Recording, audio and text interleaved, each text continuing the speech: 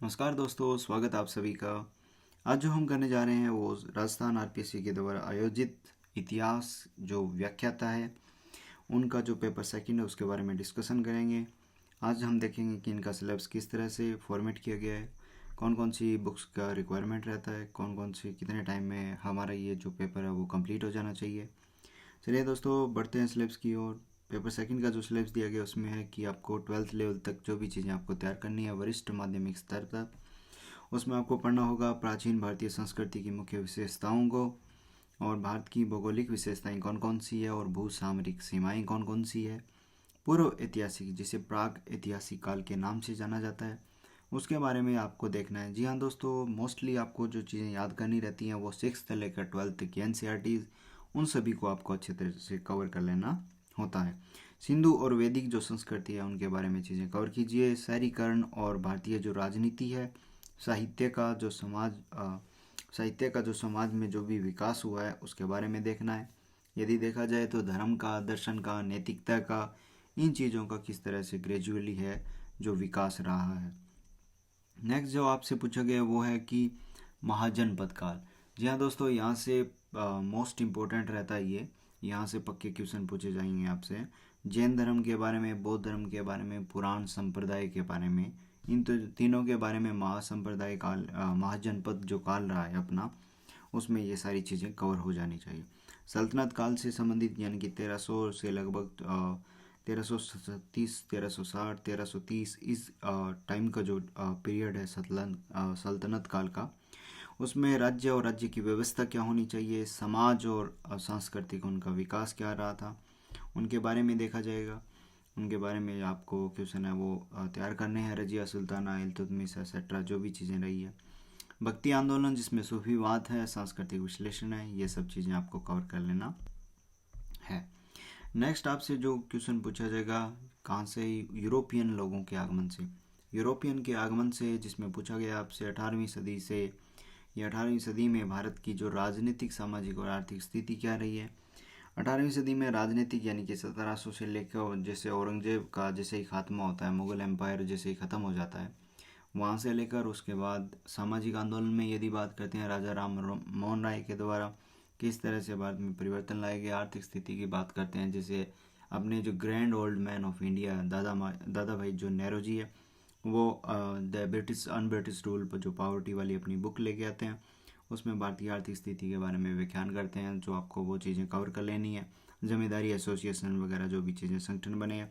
सामाजिक सुधार में जैसे अहमदी आंदोलन है और जो भी सती है, देव जो प्रार्थना समाज, इन सब चीज़ों को आपको कवर कर लेना। 1757 से लेकर 1857 तक भारत में औपनिवेशिक शासन की स्थापना अंग्रेज किस तरह से करते हैं। अंग्रेज़ों के गवर्नर जनरल को अच्छी तरह से आपको कवर कर लेना है।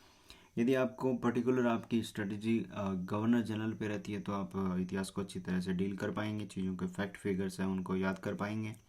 नेक्स्ट जो बंगाल के संबंध में मैसूर का और मराठा, इन तीनों का क्या प्रतिरोध रहा औपनिवेशिक शासन के दौरान, इन चीज़ों का आपको देख लेना है। ब्रिटिश जो सर्वोच्चता का जो विकास है उसको आपको देखना है। जी हाँ दोस्तों, यदि आपसे पूछा जाए पॉलिसी ऑफ पैरामाउंटेसी किसके द्वारा, कौन से गवर्नर जनरल के द्वारा लाई गई, कमेंट सेक्शन में आप डालिए यदि आपको ये चीज़ आती है तो। यदि नहीं आती है तो आने वाले टाइम में हम नेक्स्ट जो क्लासेस होंगी उनमें करेंगे। भारतीय जो संविधान का निर्माण और उसकी विशेषताएं क्या रही हैं। प्राचीन सभ्यताओं के बारे में आपको जानना है। प्राचीन सभ्यताओं में आपसे पूछा गया नील नदी की सभ्यता। दोस्तों, नील नदी की जो मिस्र वाली जो सभ्यता है वो नील नदी की सभ्यता रहती है। यूनानी और रोम और चाइना, इन तीनों की जो सभ्यताएं हैं उनके बारे में आपसे क्वेश्चन पूछा गया। जी हाँ दोस्तों, यहाँ कोई माया सभ्यता, जी हाँ दोस्तों, यदि पूछा जाए आपसे माया सभ्यता कौन सी सभ्यता है, ठीक है। नेक्स्ट जो है वो ईसाई धर्म और इस्लाम धर्म का उदय किस तरह से हुआ। ईसा का जो जन्म है उस टाइम से इस्लाम धर्म है, ईसाई धर्म है, इस्लाम धर्म क्या है 700 लगभग के काल में, ठीक है। नेक्स्ट जो आपसे जो पूछा जाएगा वो है कि स्नातक स्तर पर आपके पास क्या नॉलेज होना चाहिए, जिसमें आपको चीज़ें कवर होनी चाहिए। साम्राज्यों का उदय किस तरह से हुआ, हर्यक वंश का, मौर्य का, शुंग का, सातवाहन का, गुप्त का, हर्षवर्धन का, तो ये साम्राज्यों के उदय के बारे में पूछा गया है। ये 600 साम्राज्य इनके बारे में पूछा गया। इनके बारे में क्या पूछा गया, आपको क्या याद करना है, राजनीति इसके टाइम कैसी थी, समाज इनका कैसा था, अर्थव्यवस्था इनकी कैसी थी, व्यापार इनका कैसा था, वाणिज्य और कला और वास्तुकला का विकास इनका कैसा था, साहित्य और विज्ञान इनका कैसा रहा है, ये चीज़ें आपको देख लेनी है। राजपूतों के जो राज्य है उनका उदय किस तरह से हुआ, और साथ में आपसे पूछा गया संगम युग के बारे में। जी हाँ दोस्तों, ये सिलेबस सेम ही रहेगा। आरपीएससी के द्वारा नया जो सिलेबस है अभी थोड़े टाइम में लॉन्च होने वाला है, लेकिन मोस्टली जो कंटेंट है वो आधार मान के ये चीज़ें कवर कर सकते हो। मोस्टली करंट अफेयर चेंज होता है दोस्तों। विदेश में जो भारतीय संस्कृति है उसका प्रचार प्रसार किस तरह से किया गया है, इनके बारे में आपको पता होना चाहिए।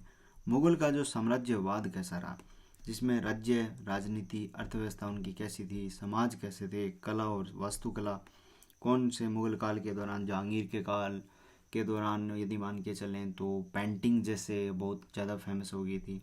अकबर जो कारखानापति है, अकबर का जो जैसे मोस्टली 2-3 यदि बात की जाए तो फतेहपुर सीकरी है, पंचमहल है, इन चीज़ों का जो आर्किटेक्चर किया था, शाहजहाँ का ताजमहल है। साहित्य की बात की जाए, अबुल फजल, इनके क्या साहित्य रहे, कृषि, व्यापार और वाणिज्य, ये चीज़ें आपको कवर कर लेनी हैं।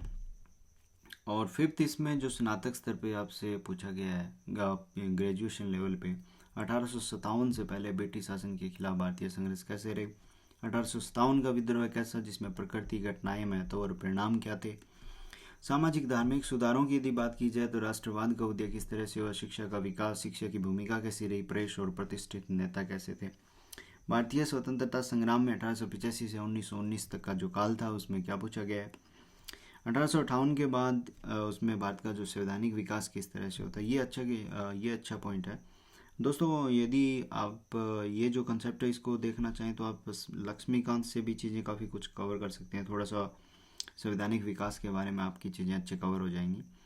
नेक्स्ट जो हमारा जो दिया गया है वो है यूरोप में पुनर्जागरण और उसका सुधार कैसे रहा है, अमेरिकी स्वतंत्रता संग्राम उसके बारे में कवर करना, फ्रांसीसी क्रांति और नेपोलियन बोनापार्ट से संबंधित क्वेश्चन आपसे पूछे जाते हैं। औद्योगिक क्रांति और व्यापारिकता कैसी है, इटली और जर्मनी का एकीकरण किस तरह से हुआ, प्रथम विश्व युद्ध के लिए अग्रणी जो परिस्थितियां कौन कौन सी रही, और अधिनायकवाद जैसे नाजीवाद और फासीवाद। सेकेंड वर्ल्ड वार, जी हाँ दोस्तों, फर्स्ट वर्ल्ड वार के बारे में नहीं, उसकी अग्रणी जो परिस्थितियां कैसी रही उसके बारे में देखना है, और उस सेकेंड वर्ल्ड वार के जो कारण है और उसके परिणाम जैसे महिला, बच्चे और दुनिया पे क्या असर पड़ा, कौन सी लीग ऑफ नेशन जो फर्स्ट वर्ल्ड वार के दौर में जो आई थी और उसका जो सेकंड जो ट्रांसफॉर्म होता है वो यूनाइटेड नेशन के रूप में होता है। चलिए दोस्तों, जो थर्ड पॉइंट जो है, इतने जो सब्जेक्ट्स सिलेबस डिस्कस कर चुके हैं उसमें पीजी लेवल का जो नॉलेज है वो बहुत कुछ मायने रखता है। यहाँ से ठीक ठाक क्वेश्चन भी आते हैं और ज़्यादा कुछ डेप्थ में भी नहीं जाना रहता। चोल, चालुक्य, पल्लव, उनकी जो राजनीति है, कला और वास्तुकला है, उनके विकास में क्या योगदान है, तो ये जो तीनों है उसको क्या बोलते हैं, चोल, चेर, पांड्या, उनको भी क्या बोलते हैं, ये आपको पता होना चाहिए। शिवाजी की विजयों और प्रशासन के विशेष संदर्भ में सिखों, जाटों और मराठों का उदय किस तरह से होता है।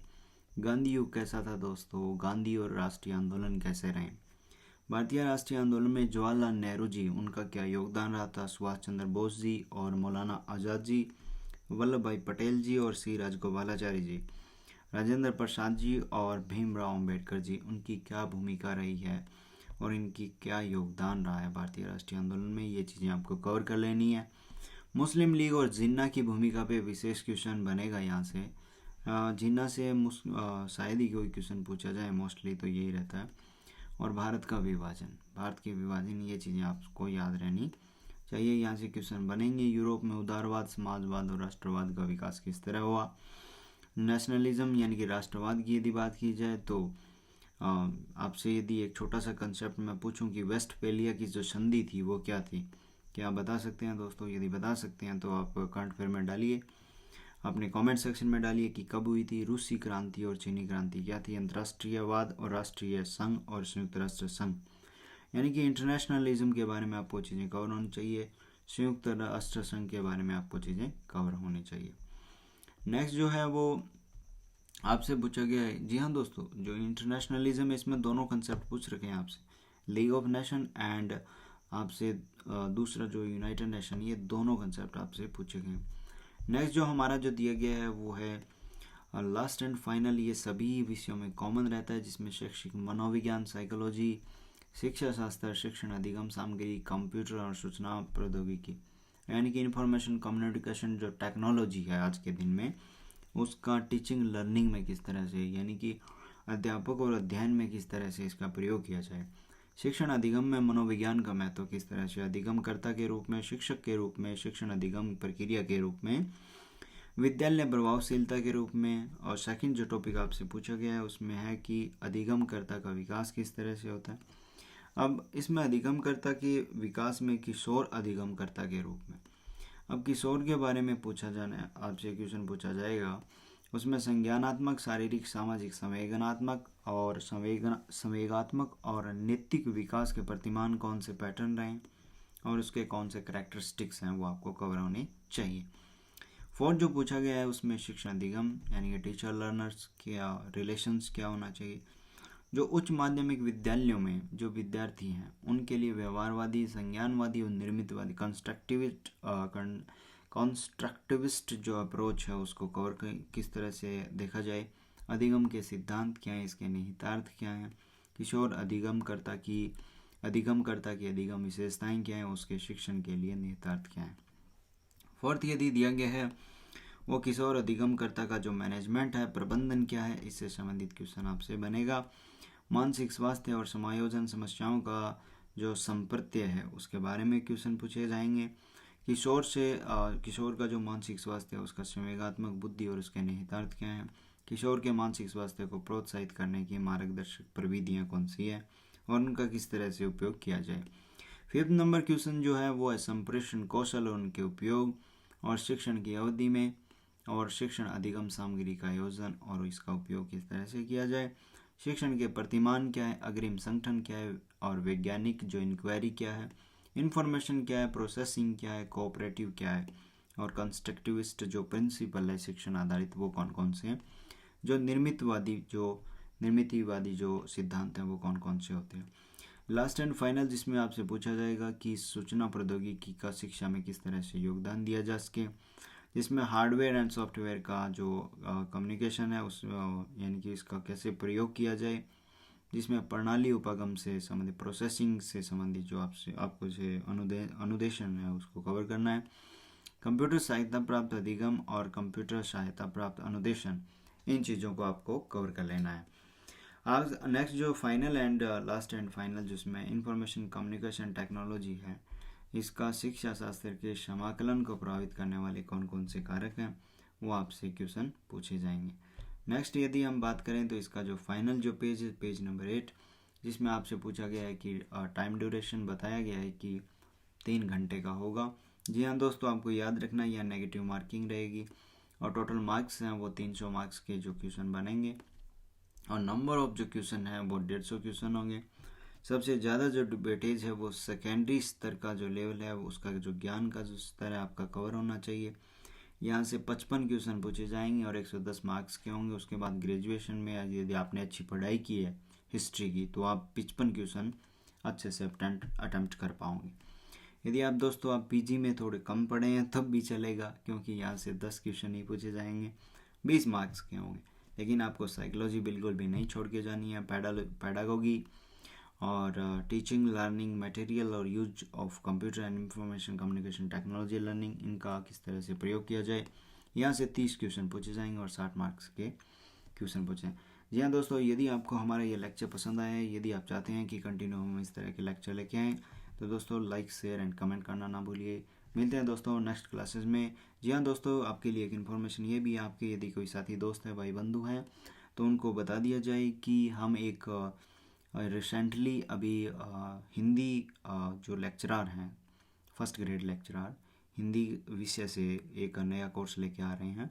तो जो भी जुड़ना चाहें वो उनके लिए ये फ्री सर्विस रहेगा, विदाउट कोई चार्ज से पूरा जो कंप्लीट सिलेबस आपको प्रोवाइड करवाया जाएगा।